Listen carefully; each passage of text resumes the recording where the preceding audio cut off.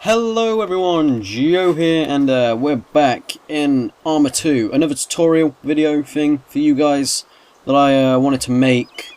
And this is mainly because recently, if you're all aware of the new DayZ mod, I've made a few videos on my channel about it, has blown up like crazy.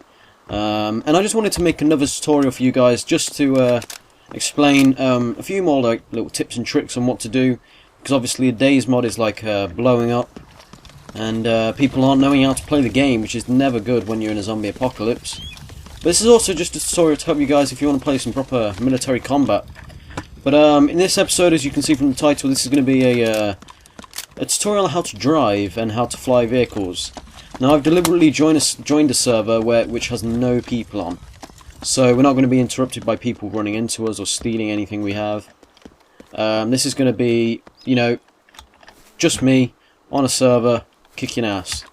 Now, I'm not going to be fighting as much. This tutorial is going to be based around flying. Next episode of these tutorials will be me in combat, because I've not done a combat video yet. I've done a base, running around, showing you what to do in a base. I've not actually done a combat video, so that will be next. I believe on the server that we have to like rank up or something to fly like attack jets or, you know, stuff like that. But we'll start off with the basics, and that's the simple and easy quad bike. Now, this is Operation Arrowhead, so it's maybe slightly different if you're on Arma 2 or Arma 2 free. But here we go, quad bike. Now, to get onto a vehicle, it's pretty similar how we got into the gear in the last episode, and that's you scroll and you move the scroller to get into the ATV as a driver, and then you just click down with the scroll button. Hops you on. Now, what I do is the first thing I do when I get onto a vehicle is I double tap Alt and then move. Now I can look around. If I didn't do this, then I'd be limited to controlling the vehicle with my mouse, which I don't really like. So I double tap Alt so I can have a good look around as I'm driving. And yeah. So, starting the vehicle. Starting the vehicle is really easily. You can either press W or Q. I'm going to go with Q. And as you can hear, the vehicle boots up. Easy as that. Now, driving around is pretty standard. It's just the difference of how you're going to drive. We'll start off with the slow driving. Now, holding Q gives you really slow moving. We need to kick off the engine a bit first. And then now we're holding Q down. And then what this is going to do is this is going to provide a really slow movement. We'll get onto this runway here and it should go a little bit faster. It's going to provide a nice, slow, steady movement for us to drive around on, and, you know, keep our balance. If we're not trying to head somewhere fast, we can take a good look around when we're holding down Q driving like this, and then we can come to an easy stop as well. Now, the other option is to use the accelerator, and that's holding down W. Now obviously this is going to be a bit faster, so we're getting a bit more speed here, really pushing in power, as you can see. And then coming to a stop is a little bit slower, but we do come to a stop. Now the fastest way to drive forward in a little quad bike like this is holding Q and W. This will give us the most power. And obviously the problem with this is it's quite hard to turn at crazy speed and not too easy to stop, and obviously you can go out of control like this. I'm obviously trying to go out of control a bit to show you what happens. Okay, so now we're going to go out to base. I'm going to go in full speed mode, and you can hear the gears change as you get faster. So that's a pretty nice feature. We might as well pull over here, there's some cars here. So the next one I want to show you is vehicles, as in cars. Okay, let's pull in over here, right up next to this, a bit bumpy here. And then you scroll. Oh no, no, whoa. Oh, whoa, whoa, whoa. Small be back here. Ah, okay. That's okay. Right, okay. Spawner's back here. And I don't know what this destroyed vehicle is all about. But here's the cars over here, as you can see. We're going to run over to these. Okay, so cars time. I'm gonna just get in the standard Humvee over here. So we're gonna get in as driver now. I'll show you Gunner in a minute. And same thing. Double tap Alt, and you can look around the car. You can see teammates in the back if you've got a full load of people in the car. And I think a feature that comes in this game is if you have a lot of people in the car will get a bit slightly slower than if you had an empty car like I am now. But here we go. So same Q starts the engine, and just hold down Q to get a nice steady lift off, and then W to put in a bit more power. I'm going to drive out of base for this onto the road. Now the difference is with this is that turning is going to take you a little bit longer than the quad bike, so you've got to be prepared to turn, because this game does have a quite a tough driving simulation aspect to it. And then it's just driving like this down the road, and I'm holding Q and W right now to get the most power. If you press enter on your numpad, you're going to go into third person mode. Oh, and there we go, nice and easy. Come to a stop. We're going to have a look in this little niche here. Now the next feature, I'm going to go up in this hill and line up with this little town, or whatever house this is the gun. Now obviously the quad bike didn't have a gun on it. Now this car does. So if you scroll, you can flick to the gunner's seat, which is easy as hitting down the middle mouse button. You pop into this screen. Now, this is the gunner's seat. As you can see, if you click, bang, bang, bang, bang, rounds come out. This is cool because you can, presumably, yeah, you can zoom in. If you you can't hold the right mouse as you would in the sniper, but if you hold the, if you push down the plus key on your numpad, you'll zoom in, and you can get longer range shots.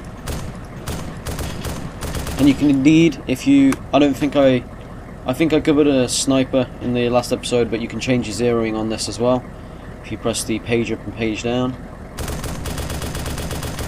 So yeah, this car only has one machine gun, which is the M2 machine gun, but that's fine for us because we're not going to need anything else. You can also drop smokes by pressing, I can't remember actually. That's weird. I can't remember what it is. I think it's a.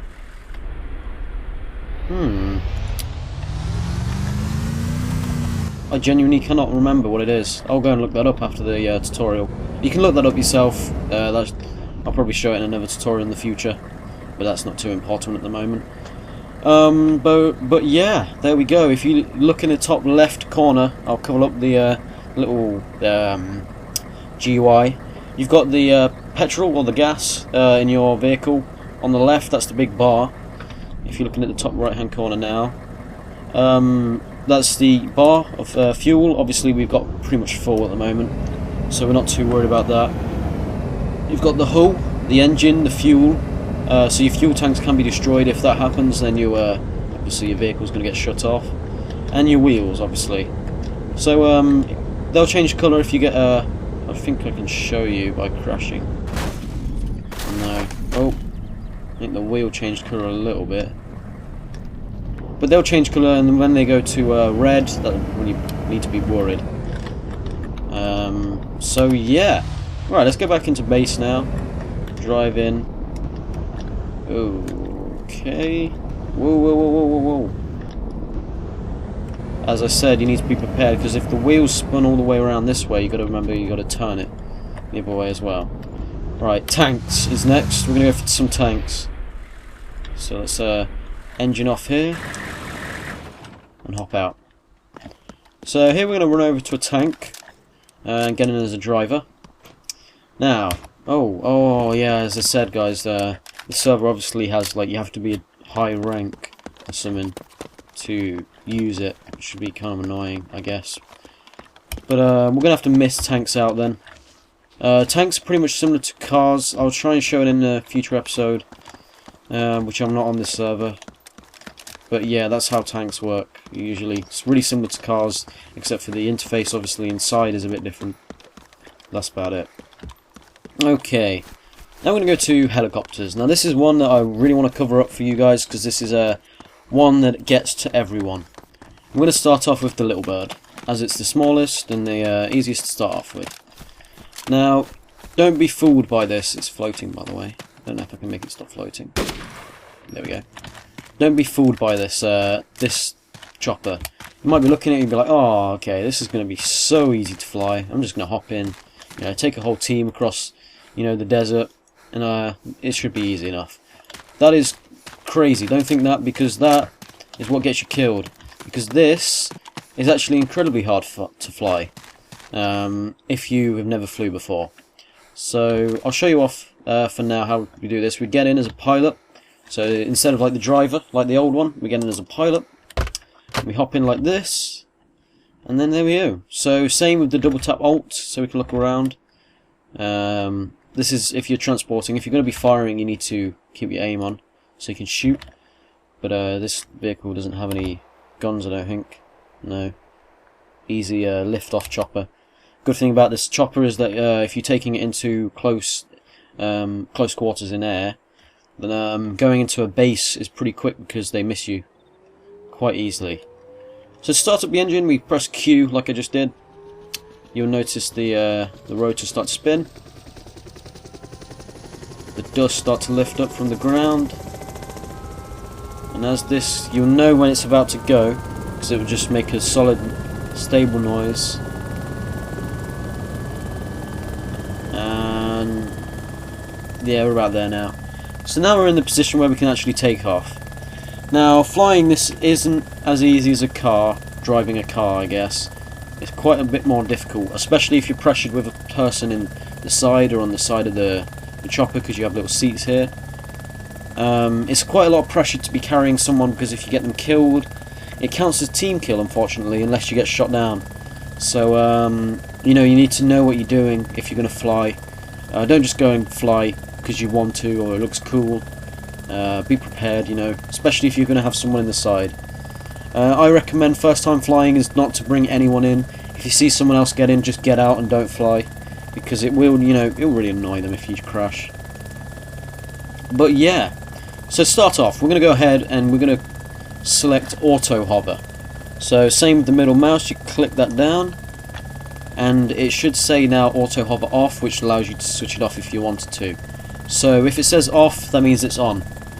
Hopefully that's not too confusing. That got me at first. I thought it was off then, so I clicked back on, thought it was on, and it wasn't on. Basically, auto hover is, well, pretty much self-explanatory. It's basically hovering without movement. So say if I took off now without auto hover on, I might just fall forward because I've not got auto hover on. It's basically like an autopilot which balances your chopper, so it's just done a stable mid-air hovering. That's it. So I always switch that on when I'm going to take off. So we switch auto hover on, and then we just hold Q. And up we go. Now, when you're flying, you need to get familiar with the top GUI. You see the speed, which is SPD, and then the second one would be your heading, which is like 153 right now, and that's your heading.